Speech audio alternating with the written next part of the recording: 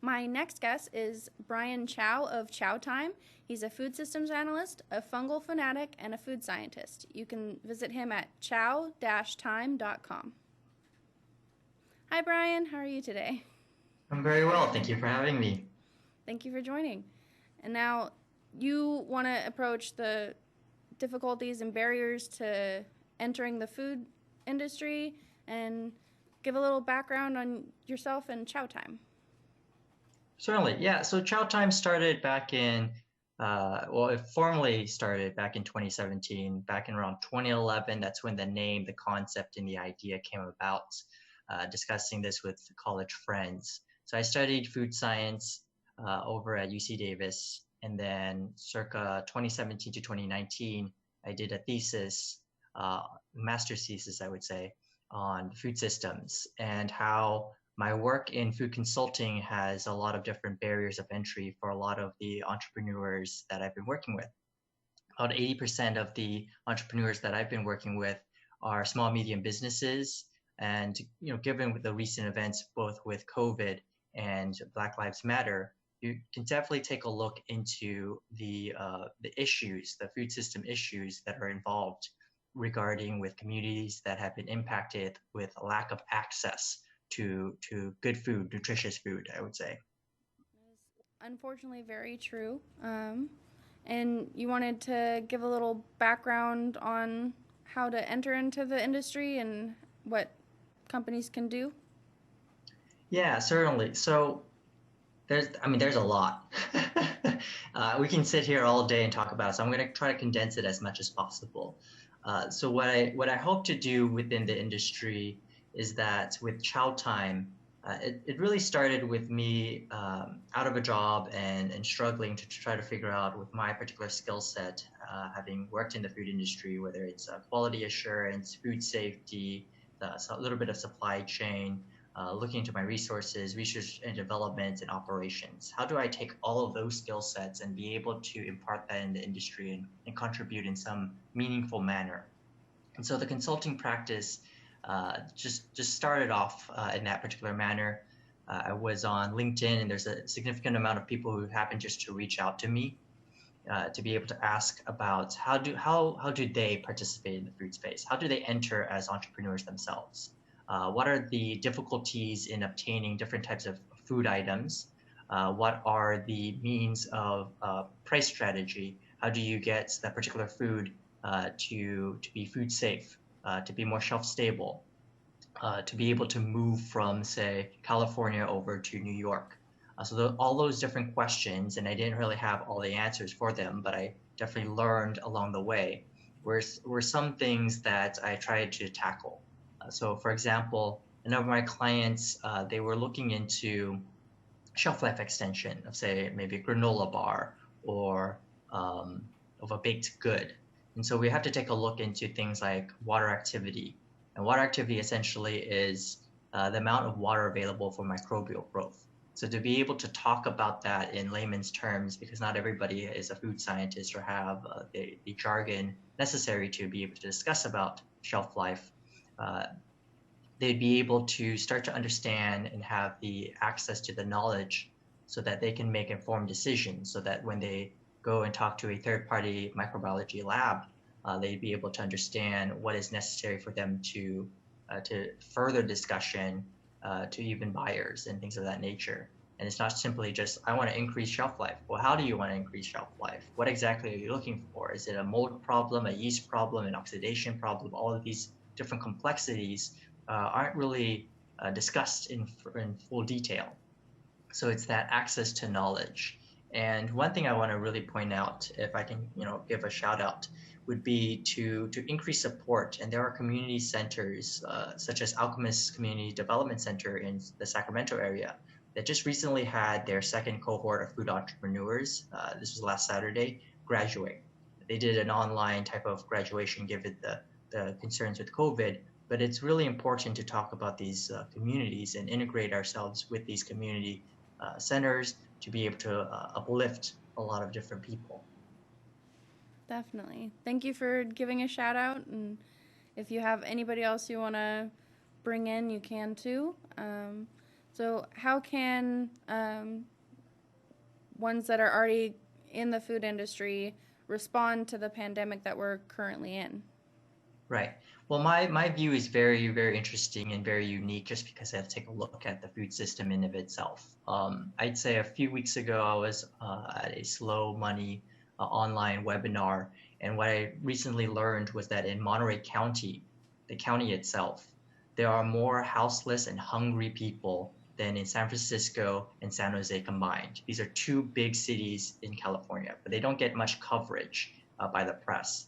And basically, they don't have the food access, which is quite odd because that particular area has a lot of growth for agriculture. They're connected to the coastline, so they have a lot of seafood access as well.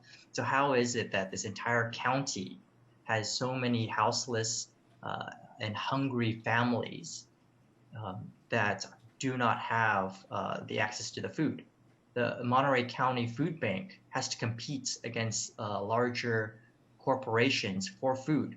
What typically would be, say, a 1 to 2 week lead time can expand over to a month worth of lead time. And so the supply chain and the movements of food, the logistics of food, it should be prioritized. But it seems to be that with the constraints happening with COVID and with the food system that has been implemented, we lack the wherewithal, the knowledge of how to re-examine the food system and reconfigure it in such a way that more people can have the access to food. And it's so surprising that we talk more about manufacturing. And now manufacturing has a lot of issues. Don't get me wrong, I've dealt with a lot of it myself as a food consultant. But the thing is, we should also have an emphasis on supply chain. We should have an emphasis on the logistics so that more people can have access to food. We should be able to invest more in distribution because even then, like the second week of shelter in place, I was at a different webinar by Naturally Boulder, Colorado. And what they were talking about is the second week of shelter in place. UNFI and KeHE, which are food distributors, massive food distributors, they had to drop 350,000 brands off their catalog. Where are these brands going to now distribute their food? They don't have a distributor anymore. And it was not only because it was happening with COVID, but because we didn't emphasize distribution in of itself. We've positioned and strained two large food distributors to a point where they were not able to manage at least 350,000 brands. Now that was the second week of shelter in place. Imagine what's happened, a couple months after that. They've probably continued to drop brands. It's a strained system that has been implemented, and now it's even more strained. And so how do we help all these different brands essentially move product, because that's going to contribute to food waste, and that goes back to the issue of food access. So we definitely need to take a look into the supply chain. We definitely need to take a look into the access of food. Definitely. I know a lot of companies are donating to food banks and to No Kid Hungry right now because of the issue with access. What are some ways that you can give companies to actively work to fixing this issue?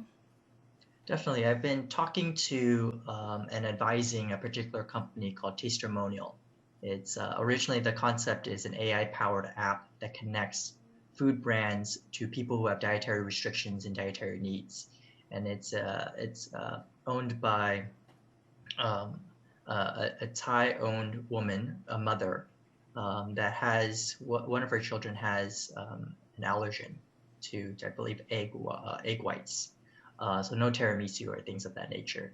And her husband, who's French, has another dietary restriction, not necessarily an allergen, but a dietary restriction himself. So he can't necessarily eat bread.